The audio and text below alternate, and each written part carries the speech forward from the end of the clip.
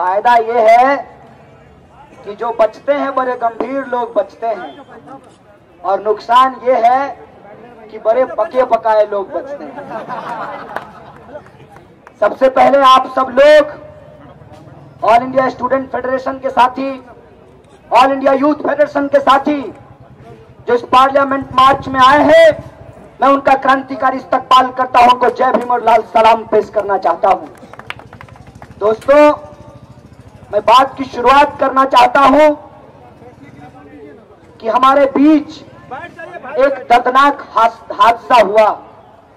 कानपुर के पास इंदौर से पटना जाने वाली एक्सप्रेस दुर्घटनाग्रस्त हो गई और कई लोगों की जान उसमें चली गई, कई लोग घायल हैं। मैं उनके प्रति अपने संगठन की तरफ से संवेदना व्यक्त करता हूं, शोक व्यक्त करता हूं। दोस्तों, साथी मोहसिन जो जेएनयू के साथी हैं और आजकल केरला के सबसे नौजवान विधायक हैं, यंगेस्ट एमएलए हैं, उन्होंने एक बात कही कि ये पार्लियामेंट मार्च कोई ऑर्डिनरी पार्लियामेंट मार्च नहीं है। आप में से बहुत सारे लोग कई बार दिल्ली आए होंगे, चलो दिल्ली के नारे के साथ आते होंगे, थोड़ा भाषण वाषण होता होगा, फिर थोड़ा इंडिया गेट घूम लेते होंगे, फिर गोलगप्पे खा करके वापस ट्रेन पकड़ करके चले जाते होंगे। याद रखिएगा कि इस पार्लियामेंट मार्च को अगर हम ऑर्डिनरी पार्लियामेंट मार्च बना देंगे तो शायद अगली बार हमको यहाँ पे पार्लियामेंट मार्च करने का मौका नहीं मिलेगा। ये बात मैं पूरी गंभीरता के साथ आपको बताना चाहता हूं। कहते हैं कि सरकार ने जो कह दिया सो कह दिया, उसको आपको हर हाल में मानना होगा। अगर आप नहीं मानेंगे, अपने लोकतांत्रिक अधिकार का इस्तेमाल करके सरकार का विरोध करेंगे, तो या तो आपको जेलों में डाल दिया जाएगा या आपको मार दिया जाएगा। देशद्रोही बता करके ऐसी परिस्थिति देश के अंदर पैदा की गई है। एक सवाल है कि क्या इस देश के चुने हुए प्रधानमंत्री को, जो संसद को मंदिर कहते हैं, उनके ऊपर सवाल खड़ा करने का अधिकार इस देश के नागरिकों को है कि नहीं है? ये सवाल मैं उनसे पूछना चाहता हूं। मैं समझता हूं कि बाबा साहब भीमराव अंबेडकर के लिखे संविधान के अनुसार इस देश के एक एक नागरिक को अपने नेताओं से, सरकार से सवाल पूछने का अधिकार है।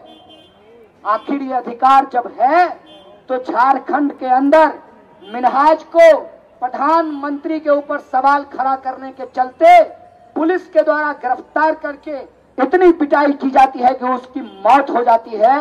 ये मैं समझता हूं कि ये मिनहाज की मौत नहीं है, ये लोकतंत्र की हत्या इस मुल्क के अंदर की जा रही है। आप जानते हैं कि इस देश के अंदर जुमलेबाजी की हवा बही हुई है। पहली बार क्या कहा गया? स्टार्टअप इंडिया, फिर क्या कहा गया? स्टैंड अप इंडिया, फिर क्या कहा गया? स्किल इंडिया, फिर कहा गया मेक इन इंडिया, अब कहा जा रहा है कड़वी चाय पी करके लाइन में लग जाओ इंडिया। भाई साहब, आपसे एक सवाल है कि काला धन आप कहते थे चुनाव के प्रचार के दौरान कि स्विस बैंक में जमा है, स्विट्जरलैंड में जमा है, बाहर से काला धन को लाना पड़ेगा। अचानक से स्विस बैंक की लाइन की जगह एसबीआई के बाहर लाइन कैसे लग गया? ये सवाल मैं आपसे पूछना चाहता हूं। जब काला धन स्विस बैंक में है तो लाइन एसबीआई के बाहर क्यों है? और आप कहते हैं कि काला धन वापस आएगा, तो हम पूछते हैं कि हमारा 15 लाख आएगा कि नहीं आएगा? आप कहते हैं कि देश हित में आपको परेशानी उठानी पड़ेगी। अरे हम लोग पैदा ही परेशानी में हुए हैं, इससे कोई दिक्कत नहीं है मोदी जी। आप ये बताइए कि हमारे साथ लाइन में एक भी अंबानी, अदानी, रेड्डी, मालिया, टाटा लाइन में नहीं लगा हुआ है। इसका क्या मतलब है? इसका मतलब यह है कि लाला रामदेव जो कहते थे कि काला धन बाहर से लाया जाएगा, अब कहते हैं कि कि आप ही के पास काला धन है, जल्दी से जमा कीजिए जाकर। मेरे जेब में 500 का एक नोट है, ये आप लोगों ने टैक्स दिया और सरकार ने हम लोगों को छात्रवृत्ति के रूप में दिया। अचानक रात को प्रधानमंत्री कहते हैं कि ये काला धन हो गया है। भैया आप ही दिए, आप ही पहुंचाए खाते में और आप ही कहते हैं कि काला धन हो गया। मतलब ये है कि चुनाव है और जब चुनाव है तो चुनाव में काला धन का इस्तेमाल होगा। तो काला धन तो सबके पास है, तो सब काला धन का इस्तेमाल करेगा। तो बीजेपी बोला कि नहीं, इस बार हम अपना काला धन को सफेद कर लेंगे और दूसरे के काला धन को चुनाव में खर्चा नहीं करने देंगे। मतलब ये है कि ये फैसला एक आर्थिक फैसला नहीं है, ये एक राजनीतिक फैसला है और उत्तर प्रदेश चुनाव को देखते हुए फैसला लिया गया है। और जब भी देश के अंदर आर्थिक फैसलों को राजनीतिक फायदों के चलते लिया जाता है तो देश के अंदर आर्थिक नुकसान पैदा होता है। मैं तो खड़ा होकर के बोल देता हूं, सेडिशन भी लगा है, जेल भी घूम के आ गया हूं, लेकिन याद रखिएगा आप लोग कुछ मत बोलिएगा, क्योंकि बोलिएगा तो आपको भी देशद्रोही साबित किया जा सकता है। इसीलिए आजकल मैं पतंजलि का बिस्कुट लेकर के घूमता हूं कि कल को लाला रामदेव कहें कि जो हमारा बिस्कुट नहीं खाएगा वो देशद्रोही है। भाई साहब ये देश है, इस देश के अंदर 125 करोड़ लोग रहते हैं या ये भक्तों का चिड़ियाघर बनने वाला है, ये सवाल मैं पूछना चाहता हूं। अगर आप इस देश को चिड़ियाघर बनाना चाहते हैं तो हम आपको बता देना चाहते हैं कि ये देश आपसे पहले भी था और ये देश आपके बाद भी रहेगा और देशभक्ति का नाटक करके देश को तोड़ने की किसी भी कोशिश को बर्दाश्त नहीं की जाएगी। ये बात मैं आपसे कह देना चाहता हूं। क्या कह रहे हैं?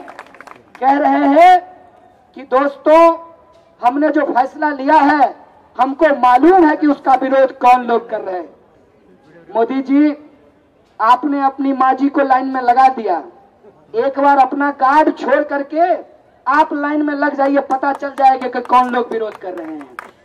जो लोग मर गए 60 से ज्यादा लोग इस फैसले के चलते उनकी जान चली गई और आप कहते हैं कि हमको मालूम है कि कौन लोग हमारा विरोध कर रहे हैं। आपको नहीं मालूम है, हमको मालूम है कि कौन लोग आपका विरोध कर रहे हैं। इस देश के अंदर जो छोटे मध्यम वर्ग के किसान हैं, जिनको रबी की बुआई करनी है, जिनको गेहूं की बुआई करनी है, उनको खाद और बीज नहीं मिल रहा है।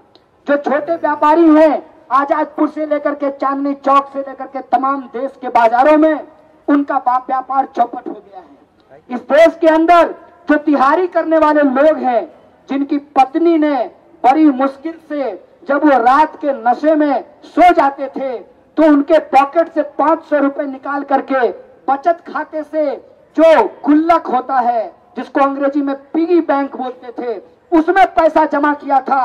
उस पैसे को आप कॉर्पोरेट घरानों के बैंक खातों में जमा करना चाहते हैं। आप चाहते हैं कि जिस तरीके से बड़े बड़े लोगों का कर्जा माफ किया गया है, उस कर्ज माफी के लिए आपके पास फिनांस की जरूरत है और वो फिनांस आप इस देश की 85% जनता के जेबों से निकाल करके बैंकों में जमा करके उनको कर्जा दे करके आप इस देश को आर्थिक नुकसान देना चाहते हैं। अगर काला धन आपको वापस लाना है तो आपको काली आर्थिक व्यवस्था को समाप्त करना पड़ेगा और काली आर्थिक व्यवस्था को समाप्त करने का एकमात्र नारा है, मोदी जी चिल्ला करके कह रहा हूं, ध्यान से सुन लीजिए। वो नारा है कि कमाएगा सो खाएगा, लूटने वाला जाएगा। जब तक इस बात को आप नहीं मानेंगे तब तक आप काला धन को समाप्त नहीं कर सकते हैं। आप तो कहते हैं कि पांचों उंगली बराबर नहीं हो सकता। अरे क्यों नहीं हो सकता? आप बताइए कि आप चाय बेच करके देश के प्रधानमंत्री हो सकते हैं, तो इस देश के अंदर सबके अधिकार को बराबर क्यों नहीं किया जा सकता है? आप प्रधानमंत्री इसलिए बन पाए क्योंकि इस देश के अंदर लोकतंत्र है और उस लोकतंत्र के अंदर, संविधान के अंदर सबको बराबरी का हक दिया गया है, सबका वोट बराबर किया गया है। जब सबका वोट बराबर किया गया है तो सबकी शिक्षा क्यों नहीं बराबर की जा सकती है, ये सवाल मैं आपसे पूछना चाहता हूँ। और यही बात कहने के लिए देश के अलग अलग कोनों से विद्यार्थी आए हैं कि वो कह रहे हैं कि राष्ट्रपति हो या चपरासी की संतान, सबको शिक्षा एक समान देनी पड़ेगी, तभी एक समान मुल्क का निर्माण हो सकता है। और ये बात जब हम मानते हैं तो कुछ गलत नहीं मानते हैं। भैया, आपका भी खून लाल है, हमारा भी खून लाल है।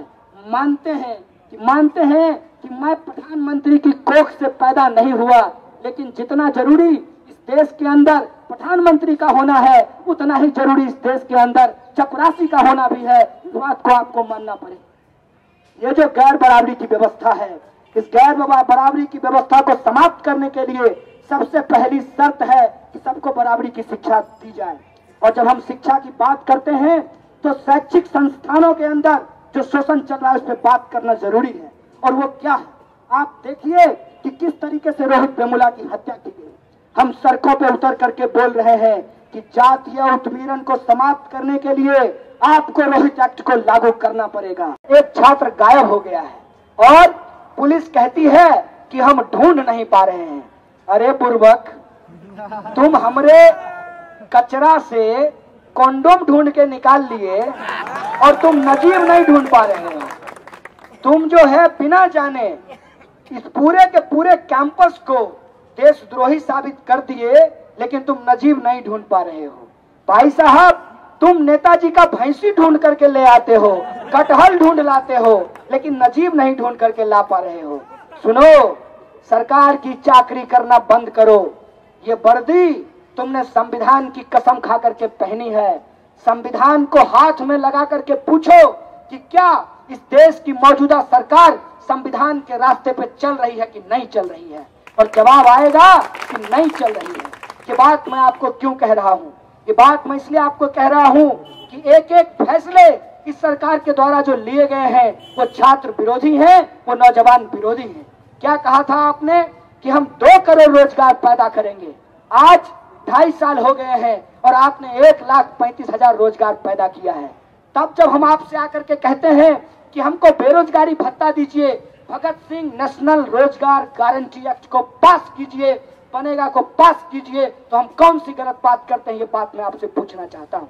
तो समान शिक्षा देना पड़ेगा और जो जातीय उत्पीड़न है, महिलाओं के साथ जो अत्याचार है, उसको खत्म करना पड़ेगा। और जिस तरीके से अल्पसंख्यकों को टारगेट करके आजकल इस्लामोफोबिया का दौर चला है, देश में इस्लामोफोबिया करके मोदी जी प्रधानमंत्री बन गए और विदेश में ट्रंप राष्ट्रपति बन गया है।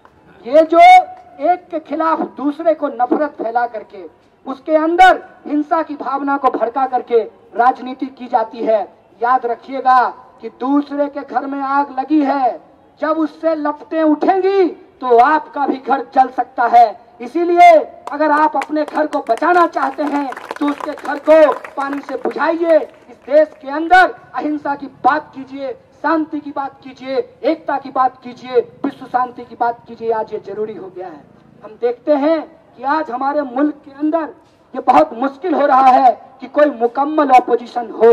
इसीलिए मैं आप सबको कहना चाहता हूं कि आपका पैसा निकाल करके बड़े पूंजीपतियों के कर्जे को माफ करने की साजिश चल रही है। इससे काला धन वापस नहीं आएगा। आपसे वोट लिया जाता है, लेकिन आपको शिक्षा मिली कि नहीं मिली इसके बारे में नहीं पूछा जाता है। आप इस देश के नागरिक हैं, आप इस देश के धरोहर हैं, लेकिन आपको रोजगार मिला है कि नहीं मिला है ये आपसे नहीं पूछा जाता है। समाज के अंदर जो असमानता है, संविधान को धता बता करके जो असमानता समाज में फैलाई जाती है, मैं समझता हूँ ये देशद्रोह है, ये समाज का विद्रोह है। और इस सामाजिक विरोध को अगर आप खत्म करना चाहते हैं तो आपको एकता की बात करनी पड़ेगी। और एकता की बात में एक बात याद रखिएगा कि जैसे बाप दादों की कमाई काम ना आई, गुल्लक फूटा तो घर में सब्जी आई, उसी तरीके से जब मरने लगेंगे लोग तो जात पूछ करके आप एकता बनाने जाएंगे तो कोई नहीं बचेगा। जब जान जाने लगेगी लोगों की तो धर्म देख करके, रंग देख करके एकता बनाएंगे तो कोई नहीं बचेगा। मैं समझता हूं कि ऑल इंडिया स्टूडेंट फेडरेशन और ऑल इंडिया यूथ फेडरेशन के तमाम साथियों को आज ये बात गांठ बांध लेनी चाहिए कि इस देश के अंदर अगर फांसीवाद को हराना है, इस देश के अंदर अगर आप जातिवाद को परास्त करना चाहते हैं, अगर आप झूठ और जुमलेबाजी को परास्त करना चाहते हैं, तो आपको रंगों को के भेद को मिटा करके एक सबरंगी एकता बनानी पड़ेगी, एक इंद्रधनुषी एकता बनाना पड़ेगा। और तमाम तरीके के जो प्रोग्रेसिव, डेमोक्रेटिक, लेफ्टिस्ट और जो तमाम वो लोग जो जमहूरियत में विश्वास करते हैं, लोकतंत्र में विश्वास करते हैं, उनको एक साथ ला करके सड़कों पर उतरना पड़ेगा। क्योंकि आपके बारे में ये बात बहुत कही जाती है कि भाषण बहुत बढ़िया देता है। भाई साहब, आजकल संघी लोग लाइन में लग करके पानी पिला रहा है बैंक में। हमने कहा कि भाई साहब, उत्तर प्रदेश में चुनाव है, अगले साल है, बेशक लोग लाइन लग करके वोट देंगे स्याही लगा करके। अभी से पूरे देश को काहे लाइन में लगा दिए भैया? ये पूरे देश को इसलिए लाइन में लगा दिए हैं कि इनके खिलाफ कोई बोलता है कि नहीं बोलता है, इस बात को ये टेस्ट करना चाहते हैं। आइए मोदी जी, भेज दीजिए अपना कैमरा, सीना ठोक के बोल रहे हैं, कल भी बोलेंगे, आपके एक एक नीतियों का विरोध करेंगे। ये बात मैं आपको कह देना चाहता हूँ। और आज की जो परिस्थिति है, उस परिस्थिति में हम तमाम लोगों को एकजुट होने की जरूरत है।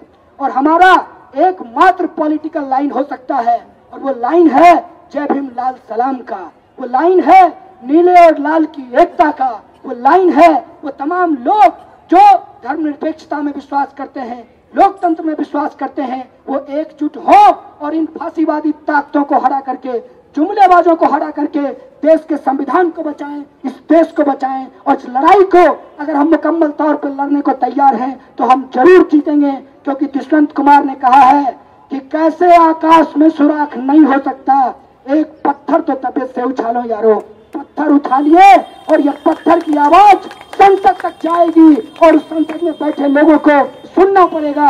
और भगत सिंह ने कहा है कि कई बार पहरों को सुनाने के लिए बम धमाके की गूंज देनी पड़ती है। बम धमाके का मतलब बम फोड़ना नहीं है। आजकल आप सवाल पूछ दीजिए, वो बम से कम नहीं है। आप सवाल पूछना शुरू कीजिए, इनको जवाब देने में नहीं बनेगा। बैंक में जाकर के पानी पिला रहे हैं, इनसे पूछिए कि छत्तीसगढ़ में इन्होंने पूरी की पूरी नदी को बेच दिया है। ये सवाल आप इनसे पूछिए, और जब ये सवाल आप इनसे करेंगे, इनके पास कोई जवाब नहीं है। और हमारे पास एक ही बात है कि सवाल दर सवाल है, हमें जवाब चाहिए कि इनकलाब चाहिए। इन्हीं शब्दों के साथ मैं अपनी बात को खत्म करना चाहता हूँ। शुक्रिया। इनकलाब जिंदाबाद।